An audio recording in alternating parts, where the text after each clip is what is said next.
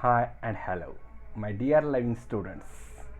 Myself, Professor Ajit Kumar Wagmode. We are here to see the 16th lesson of the physics, that is semiconductor devices.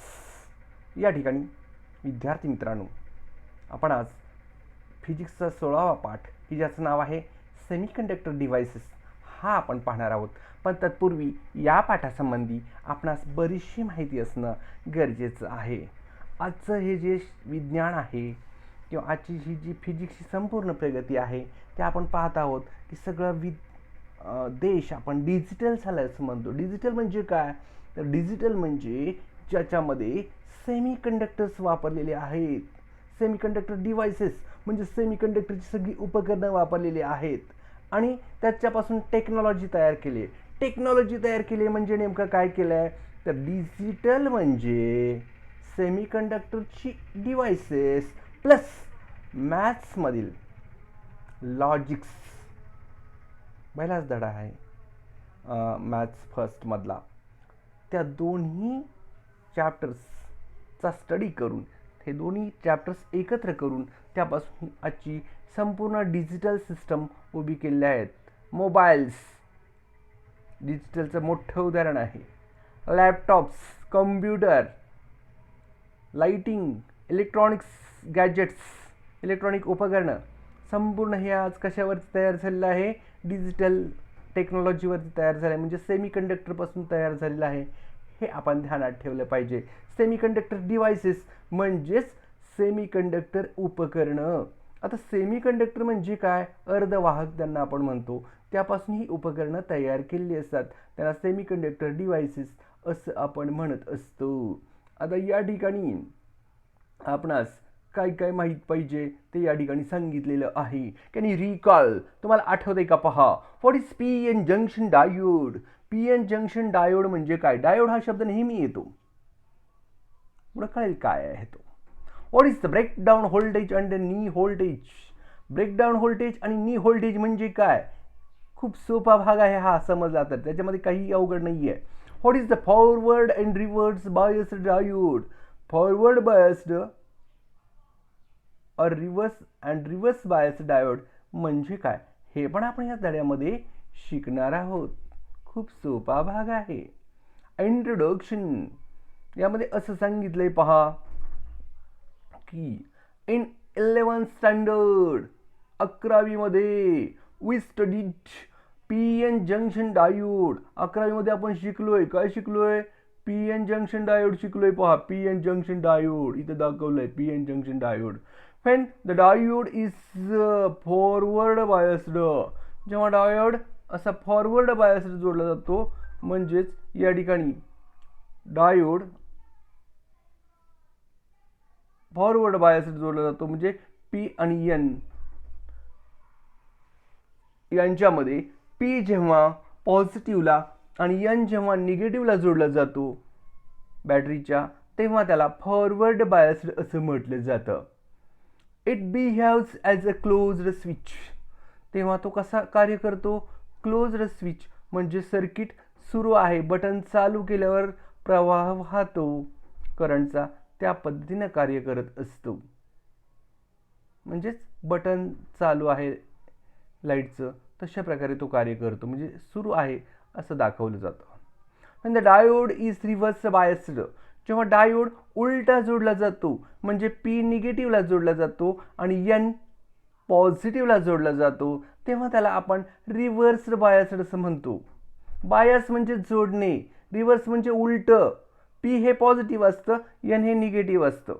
आता P निगेटिव्हला जोडलाय आणि N पॉझिटिव्हला जोडलाय म्हणजे विरुद्ध जोडलं जातं, तेव्हा त्याला आपण रिव्हर्स्ड बायस्ड म्हणतो. उलटा जोडणे. पी पॉझिटिव्ह असतं ते निगेटिव्हला जोडलं जातं आणि एन निगेटिव्ह असतं ते पॉझिटिव्हला जोडलं जातं, त्याला रिव्हर्स्ड बायस्ड असं म्हणतात. खूप सोपं आहे लक्षात घेतलं तर. It behaves as a open switch. तेव्हा असं जर जोडलं तर तो डायोड ओपन स्विच सारखं कार्य सुरू करतो, म्हणजे बटन बंद असल्याप्रमाणे कार्य करतो. And no current flows in the diode circuit. आणि त्या डायोडच्या सर्किटमधून, डायोडच्या त्या मंडलामधून करंट पुढं वाहू शकत नाही, प्रवाह विजेचा पुढं वाहू शकत नाही. This switching action of diode is allows it to be used as a rectifier. आणि अशा प्रकारे स्विचिंग ॲक्शन डायोडची करते. डायोड कुणासारखं काम करतो? स्विचिंग ॲक्शन म्हणजे एखाद्या बटनाप्रमाणे कार्य करतो डायोड, म्हणून त्याला स्विचिंग ॲक्शन असं म्हटलं आहे. Of diode allows it to be used as a rectifier. म्हणून डायोडचं हे कार्य एखाद्या बटनाप्रमाणे असतं, स्विचप्रमाणे असतं, म्हणून त्याला रेक्टिफायर असं म्हटलं जातं. रेक्टिफायर म्हणजे काय? रेक्टिफायर याचा अर्थ आपल्याला कळेल पुढे. रेक्टिफायर म्हणजे एसीचं रूपांतर डीसीमध्ये करणं, अल्टरनेटिंग करंटचं रूपांतर डायरेक्ट करंटमध्ये करणं. म्हणजे अल्टरनेटिंग म्हणजे दोन्ही दिशेला तो करंट वाहतो, पाठीमाग आणि पुढं पण. आणि डायरेक्ट म्हणजे एकाच दिशेने तो पुढे वाहत असतो, त्याला डायरेक्ट करंट असं म्हणतात, डीसी असं म्हणतात. Generation of AC at a power station is more cost effective. Power station आपल्याला माहिती आहे कोयनेच्या तिथं आहे, वीज निर्मिती केंद्र, त्याला पॉवर स्टेशन असं म्हणतो. At power station is more cost effective. Cost effective म्हणजे अत्यंत महाग असणे than producing DC power. DC power तयार करण्यापेक्षा एसी पॉवर तयार करणं त्या ठिकाणी विजेची खूप कॉस्ट इफेक्टिव्ह आहे.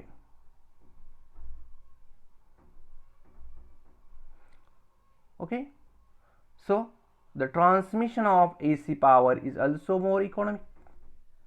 आणि एसी पॉवर त्या ठिकाणी जर तयार केली, कारण ती स्वस्त पडते, ती तयार झालेली एसी पॉवर जर आपण ट्रान्समिट केली, म्हणजे कोयनेतून जर समजा आपल्या इकडे आणायचं म्हणलं, घरी आणायचं म्हणली ती विद्युतधारा, तर त्या ठिकाणी ट्रान्समिशन त्याला म्हणतात, म्हणजे वहन सोपं पडतं.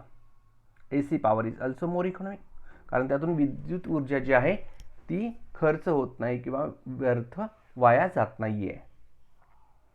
Okay, economic than transmitting DC power. परंतु तीच विद्युत पॉवर, विजेची शक्ती जर आपण डीसीच्या स्वरूपात आणली, डायरेक्ट करंटच्या स्वरूपात आणली, एका दिशेने करंट तो वाहत पुढं आला आपल्या इकडे, तर त्यामध्ये इकॉनॉमिकली मोठा लॉस होतो, म्हणजे अत्यंत जास्त विद्युत ऊर्जा त्या ठिकाणी खर्च पडत असते, नष्ट होत असते. This AC voltage varies sinusoidally. AC voltage varies sinusoidally म्हणजे काय?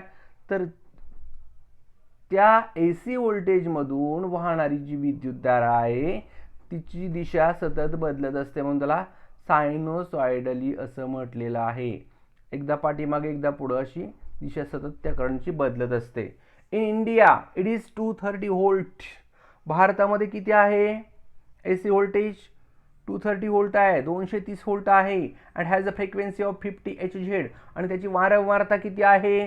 50 हर्ट्झ आहे, 50 Hz आहे. There are many electronic gadgets. या ठिकाणी पुष्कळ आपल्या इलेक्ट्रॉनिक गॅजेट्स म्हणजे उपकरणं असतात, such as a T V. आपल्या घरामध्ये सर्वांच्या टी व्ही असतो, तसा टी व्ही. और अ मोबाईल चार्जर, किंवा अलीकडे सर्वांच्या घरामध्ये मोबाईल चार्जर असतो, त्या चार्जरला सुद्धा, टी व्हीला सुद्धा. आणि सर्व इलेक्ट्रॉनिक वस्तूंना कसल्या सप्लायची गरज असते? कसला विद्युत पुरवठा त्याला झाला पाहिजे? Which require a DC supply. त्याला कशाची गरज असते? तर डीसी सप्लायची गरज असते. त्यासाठी डायरेक्ट करंट सप्लायची गरज असते, एसी असून चालणार नसतं. Therefore it is necessary to convert AC voltage into DC voltage. त्यामुळं आपणास AC व्होल्टेजचं रूपांतर DC व्होल्टेजमध्ये करावं लागतं, अल्टरनेटिंग करंटचं रूपांतर डायरेक्ट करंटमध्ये करावं लागतं. The AC mains voltage is rectified. आता मग काय करावं लागतं? त्या ठिकाणी येणारी विद्युतधारा तर AC असते, विद्युत केंद्रावर तयार होऊन आपल्या घरापर्यंत येणारी विद्युतधारा ही कशी असेल? AC असते. मगाशीच मी आपल्याला सांगितलेलं आहे. तर त्या AC व्होल्टेजचं रूपांतर आपणास रेक्टिफाईड करून DC मध्ये करावं लागतं. आता हे कसं करणार आहोत आपण? By using junction diodes. त्या ठिकाणी आपण काय वापरतो? तर मध्ये त्यांना डायोड जोडतो, आणि डायोड जोडल्यानंतर काय होतं? एसीचं रूपांतर हे DC मध्ये होतं. The AC main voltage is rectified by using junction diodes to obtain a DC voltage. या ठिकाणी एसीचं रूपांतर DC मध्ये होतं. In this chapter we will study the use of diode as rectifier. आपण या पाठामध्ये पाहणार आहोत की डायोडचा उपयोग रेक्टिफायर म्हणून कसा केला जातो. रेक्टिफायर याचा अर्थ एसीचं रूपांतर DC मध्ये करणे. And also different types of rectifiers, आणि त्याचे वेगवेगळे प्रकारचे रेक्टिफायर्स कसे आहेत हे पण आपण या ठिकाणी पाहणार आहोत. We will also study filters. आपण या ठिकाणी फिल्टर्स काय आहेत ते पण पाहणार आहोत. Which remove the AC component from the rectified voltage and voltage regulators which provide the required DC voltage. आणि व्होल्टेज रेग्युलेटर काय करतो तर आपल्याला पुरवतो, काय पुरवतो, DC व्होल्टेज पुरवतो. या ठिकाणी दाखवलंय पहा आकृतीमध्ये. एक ट्रान्सफॉर्मर असतो दाखवला इथं. इथं AC मेन्स 230 व्होल्ट दाखवलंय बघा. RMS 58Z दाखवलंय. तर ट्रान्सफॉर्मर असतो म्हणजे इकडचा धारा इकडे जात असते, विद्युत धारा. या ठिकाणी डायोड रेक्टिफायर दाखवलाय पहा. दाखवलंय का डायोड रेक्टिफायर. ओके. या ठिकाणी पॉझिटिव्ह करंट जातोय पुढं. पुढे फिल्टर असतो आणि फिल्टरमधून व्होल्टेज रेग्युलेटर मिळतो आपल्याला. आणि व्होल्टेज रेग्युलेटर पुढं लोड केलेला असतो म्हणजे कोणत्या तरी एखाद्या उपकरणाला पुरवलेला असतो. या ठिकाणी आपण सांगितलंय पहा की the block diagram simple rectifier circuit with respective output wave from the described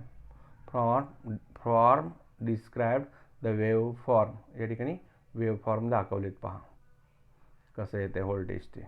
okay. या ठिकाणी AC आहे, इथं AC आहे, इथं डायोडमधून पुढं DC झाले. एकाच दिशेनं पुढं करंट वाहत असतो. दोन्ही दिशेने करंट वाहतो. इथं एका दिशेनं करंट वाहत असतो पहा. आणि पुढे फिल्टरमधून व्होल्टेज रेग्युलेटरमधून तो करंट पुढं जात असतो. तर आता या ठिकाणी पुढं काय काय सांगितले ते पहा. Working of simple rectifier circuit is shown in figure. The AC main supply is connected to the primary of transformer and the secondary is connected to the rectifier. AC main supply कशाला जोडलेला आहे इथं, ट्रान्सफॉर्मरला जोडलेला आहे पहा. ट्रान्सफॉर्मरला इथं transformer मी दाखवतोय आपणास ट्रान्सफॉर्मरला जोडलेला आहे इथं. इथं हा सप्लाय ट्रान्सफॉर्मरला जोडला आहे ट्रान्सफॉर्मर. आणि परत तो सप्लाय कशाला नेलेला आहे पुढं DC ला नेला आहे. DC ला इथं डायोड, इथं डायोड जोडला आहे. Diode rectifier diode. Then it is going to the filter. Then it is going to the voltage regulator here. After that it is going to the load. Okay, so here this type of figure is here. Okay, very simple. Connected to the rectifier circuit, the AC voltage shown as the sinusoidal wave from the secondary of the transformer is converted into DC voltage by a diode rectifier. AC चं रूपांतर diode मुळे कशात होतं आहे, DC मध्ये होतं आहे. This is shown next as a pulsating wave. नंतर पुढे पल्सॅटिंग वेव्ह दाखवलाय पहा इथं. पल्सॅटिंग वेव्ह आपणास मी दाखवतोय. Pulsating wave. This is the pulsating wave. This is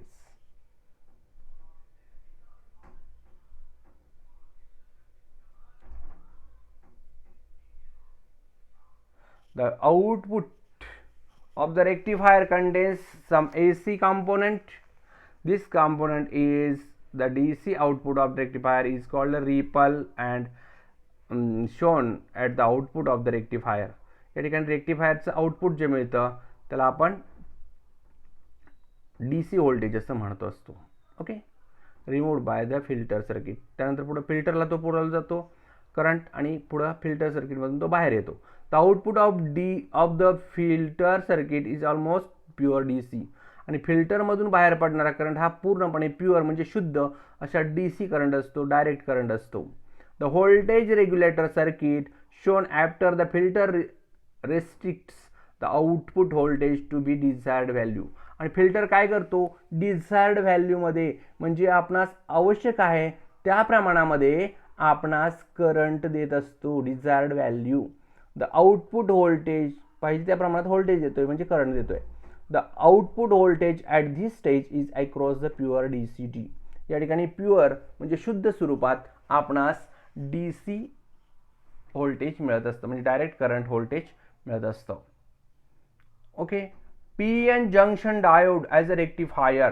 We will see this part in our next video. So try to see our videos. Our videos are very important for NEET and JEE. Okay. So let us see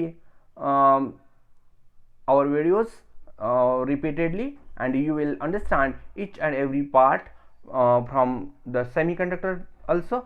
It is very important chapter for our NEET JEE preparation because the certain questions will surely come on this topic.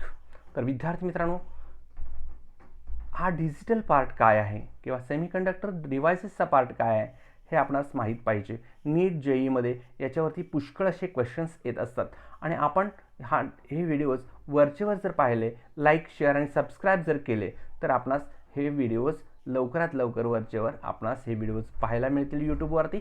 आणि आपण हे like share आणि subscribe करा. आपल्या हजारो मित्रांना, आपल्या हजारो नातेवाईकांना हे व्हिडिओज शेअर करा मित्रांनो. म्हणजेच हे आपल्याला पण आणि आपल्या नातेवाईकांना पण, आपल्या मित्रांना पण याचा खूप खूप फायदा होईल. आपणास एकट्यानं पुढं नाही जायचं आहे, आपल्याला सर्वांना, आपल्या मित्रांना, नातेवाईकांना सर्वांना घेऊन आपल्याला पुढं जायचं आहे. या मराठी लॉन्चपॅडवरून आपले सर्वच लोक आपल्याला पुढं पाठवायचे आहेत. म्हणून नीट JEE लॉन्चपॅड मराठी या चॅनलला लाईक शेअर आणि सबस्क्राईब करा. चैतन्य क्लासेसचा हा एक मोठा उपक्रम आहे आणि त्याच्यात आपण सर्वजण खारीचा वाटा उचलत आहोत.